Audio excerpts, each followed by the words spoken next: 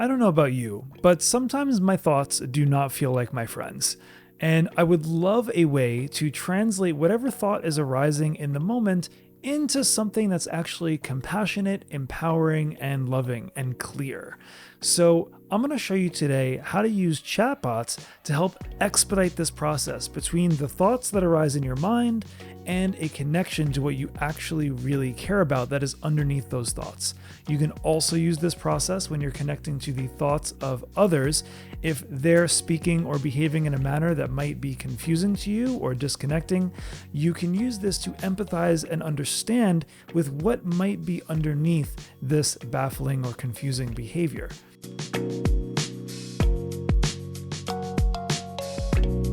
Also want to give a big shout out to the nonviolent communication community that forms the philosophical basis for this practice.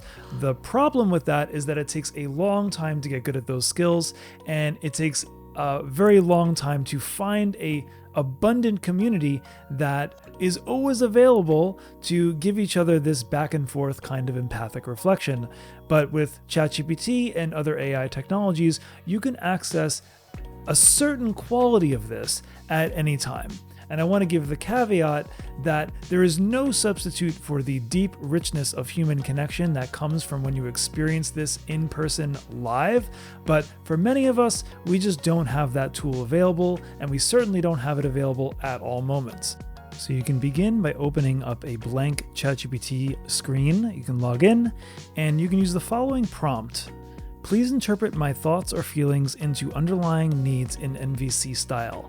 Focus on the empathic reflection and end with asking me questions to see if it resonates or not. And I'm going to now press Shift Enter Enter, and I'm going to put some situations that I made up here. That idiot cut me off on the road. My friend yelled at me and I felt misunderstood. And I'm having trouble in my relationship with my child who won't listen to me. Now, you can put here, obviously, whatever you want to put. I'm just demonstrating this.